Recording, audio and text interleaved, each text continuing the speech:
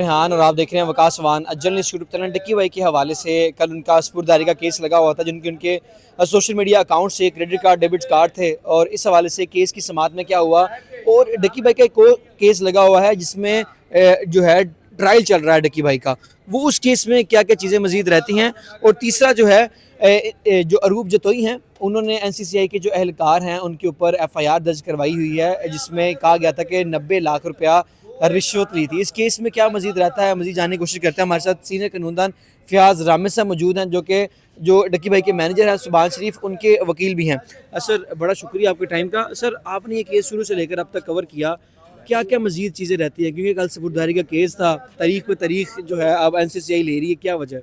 बहुत शुक्रिया नातिक। देखें, इसमें मैं समझता हूँ कि ये कोर्ट की अपनी क्रेडिबिलिटी के ऊपर एक सवालिया निशान है।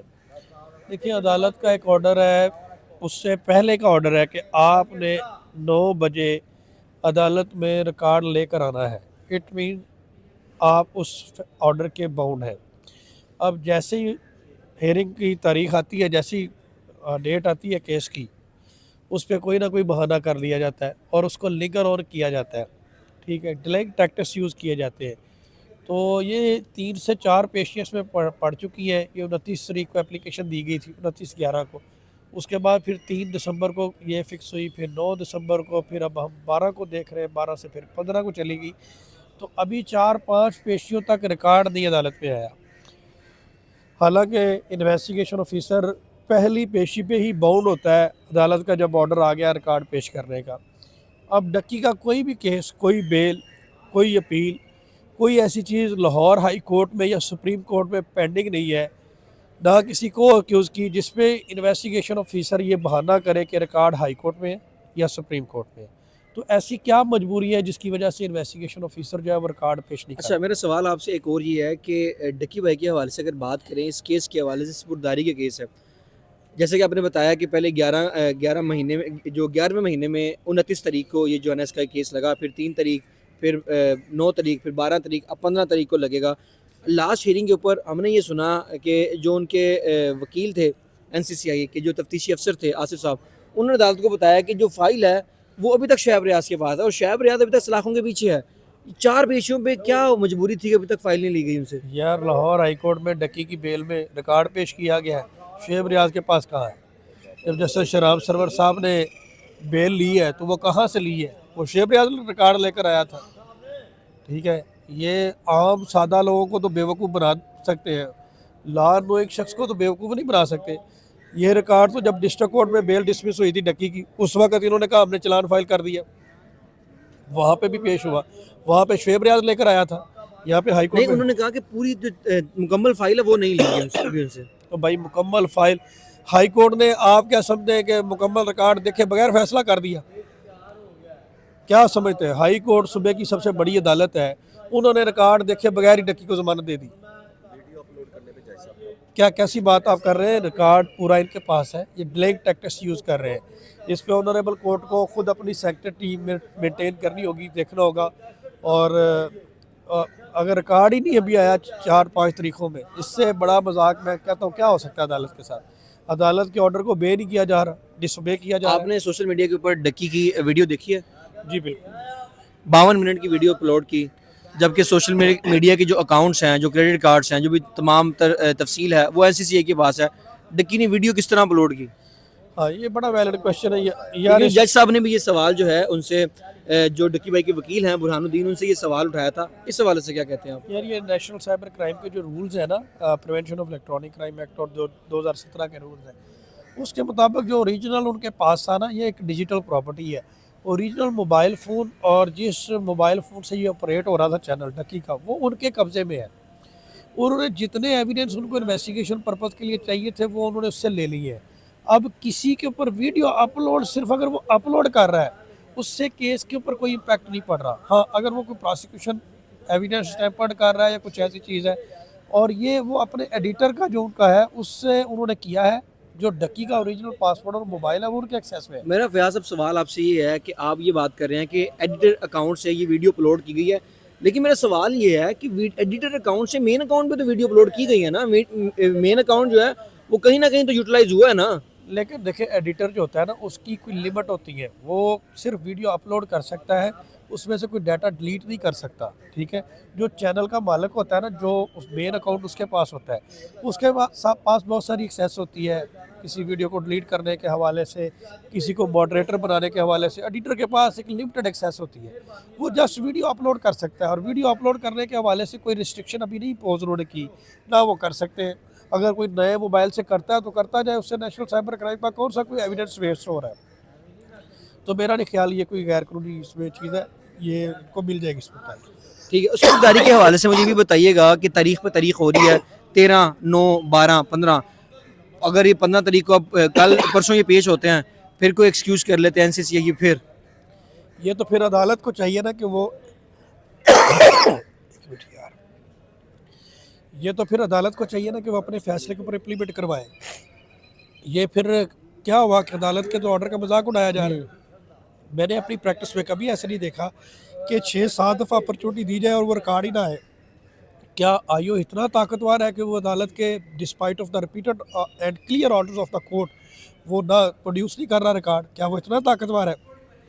ठीक है, वो तो अदालत को चाहिए कि उसके ऊपर फिर अप्रोप्रिएट डिफेक्टिव इन्वेस्टिगेशन का या कोर्ट ऑर्डर को डिसोबे करने का या जुडिशियल प्रोसीडिंग में रुकावट क्रिएट करने का वो उसको उसके अगेंस्ट सेक्शन ले। अच्छा, मेरा सवाल आपसे एक और है डक्की भाई के ट्रायल के हवाले से, क्योंकि एक मुलजिम की आप जो है वो वकालत भी कर रहे हैं, सुभान शरीफ जो उनके मैनेजर थे। तो क्या सुभान शरीफ ने आपको बताया कि मैं 10 साल से डक्की के पास काम कर रहा था? नहीं नहीं नहीं, उसने मुझे बताया कि उसको अरेस्ट इस एलिगेशन पे गया था कि 10 साल से काम कर रहा है, जबकि प्रैक्टिकली वो 3 मंथ से काम कर रहा है। डक्की ने भी ये बोला था अदालत में। जो हकीकत है उसके पास पूरा रिकॉर्ड है यार, हमने वो पूरा रिकॉर्ड अपनी एप्लीकेशन के साथ लगाकर पेश किया था, हमारे पास पूरा रिकॉर्ड है। वो मुख्तर अरसा के लिए, और जो चलान आया उसमें वो खुद एडमिट करते हैं कि ये मुख्तर अरसा से काम कर रहा था। ठीक है, और मेरा दूसरा एक सवाल ये भी है कि अरूब जतोई ने इन पे जो है वो एफआईआर दर्ज की थी, उस केस का क्या बना? उस केस में काफ़ी ज़्यादा मैं समझता हूँ कि मुझे तहफ़्फ़ुज़ात हैं, उसमें इन्वेस्टिगेशन क्लियर अभी तक नहीं हो रही, ठीक है।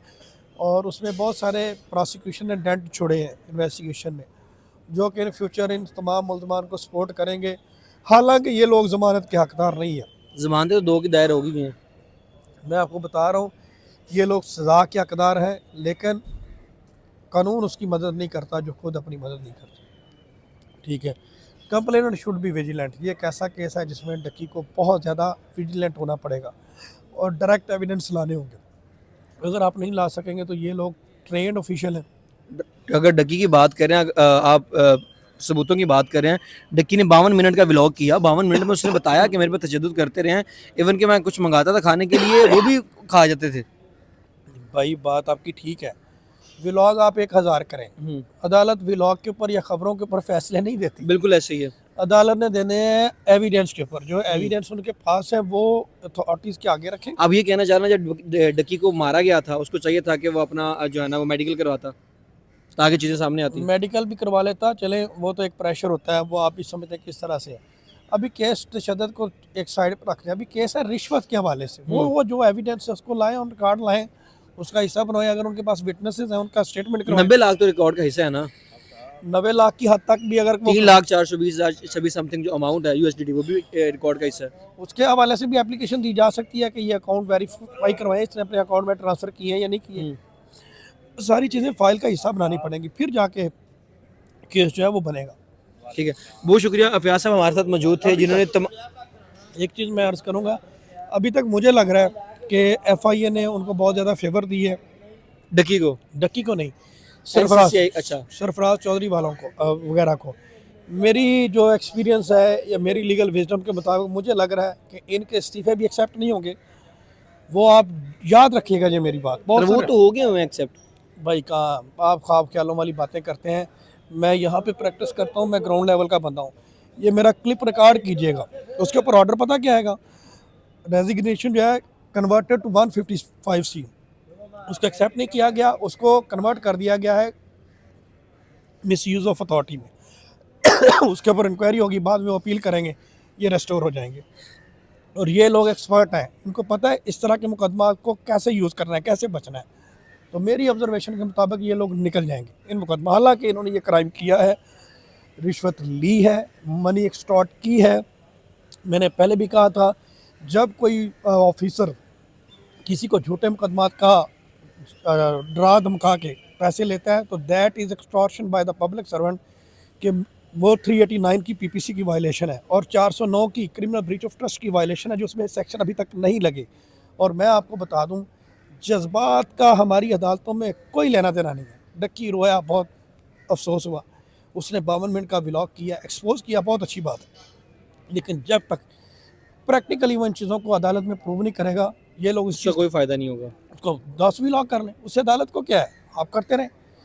सज़ा तो अदालत ने देनी है। मुख्तसर बात यह है कि मेरी लीगल विजडम के मुताबिक ये इतने क्लेवर लोग हैं कि ये इन मुकदमा से बरी भी हो जाएंगे और आने वाले वक्त में आप इनको अपनी पोजीशनों पे भी आपने मुकदमात से बरी होने की बात की। 2 मुलज़िमान जो इस केस में मुलज़िम थे, एक मुज्तबा और एक सुलेमान जो फ्रंट मैन था, उनकी जानिब से ज़मानतें दायर हो गई हैं। भाई वो देखे ना वो कितने क्लेवर हैं। जिसके ऊपर बर्डन कम था, सबसे पहले उनकी बेल अप्लाई की, उनकी बेल 109 का उनका रोल था। अगर उनकी बेल हो गई तो बाद में को कि उसको भी बेल मिल जाएगी, ये एक तरीकाकार है। उन्होंने डायरेक्ट सरफराज चौधरी की बेल क्यों नहीं फाइल की, क्योंकि उसके 1 करोड़ 22 लाख जिस तरह सुभान शरीफ की ज़मानत हुई थी। भाई जैसे भी आप समझ लें, ये एक सियाने वकील का या क्लेवर माइंड शख्स का एक तरीकाकार होता है। उन्होंने कहा सबसे कम रोल किसका है, ये सिर्फ फ्रंट मैन है, इसको रखें। जिस तरह सुभान शरीफ का कम रोल था। वो तो बेचारा है ही बेगुनाह था यार उसको तो बिला वजह कम रोल क्या था, उसको तो सिर्फ मैनेजर होने की बेस पे अभी तक वो ट्रायल में रगड़ा लग रहा है। और वादा माफ गवाह बनाने के लिए उसके ऊपर प्रेशर डालते रहे। किसने प्रेशर डाला? यही शुएब रियाज ने, और किसने? वादा माफ गुनाह बनाने के लिए। और भाई 9 दिन का रिमांड किस लिए लेते रहे? पैसों की भी डिमांड उससे करते रहे। कितने पैसों की रिमांड की हमसे? खैर ये चीज़ें तो, अब मेरी भी कुछ मजबूरियाँ हैं, क्लाइंट की कॉन्फिडेंशियल होती है, लेकिन उससे पैसों की डिमांड करते रहे हैं और उससे वादा माफ गवाह बनाने के लिए भी प्रेशर बिल्ड करते रहे हैं। डक्की को इन बातों का पता है, इसीलिए डक्की ने अदालत में स्टेटमेंट दिया आके कि ये मुख्तसर है, अरसे के लिए मेरा मैनेजर था, उसको पता है कि उसने सेक्रीफाइस किया है, उसके ऊपर कितना प्रेशर था। तो बात यही है कि ये लोग जो हैं, मुझे जहाँ तक मेरी असेसमेंट एक मेरा सवाल आपसे आखिरी है, सुभान शरीफ की बरियत की दरख्वास्त दायर हुई, आप पे कितना प्रेशर है? नहीं, मेरे ऊपर किसी किस्म का कोई प्रेशर नहीं है, मैं कॉन्फिडेंट हूँ। देखिए मैं मैदान का बंदा हूँ, ट्रायल में आऊँगा, आप लोगों को मज़ा आएगा, मेरे लिए कोई मुश्किल नहीं है। मुश्किल नहीं था, फिर आपने बरियत की दरख्वास्त दायर क्यों की? भाई मैंने एक चांस लिया और मेरे लिए वो फेवर में गया है, मैं उसको लेकर कॉन्फिडेंट में हूँ। अदालत की ऑब्जर्वेशन मेरे सामने आ गई कि अभी चार्ज फ्रेम नहीं हुआ, टेक्निकल ग्राउंड पर उन्होंने एप्लीकेशन उठाई है। चार्ज तो फ्रेम आपको ये पहले, आप तो सीनियर कानूनदान, आपको चीज़ें ध्यान रखनी चाहिए ना।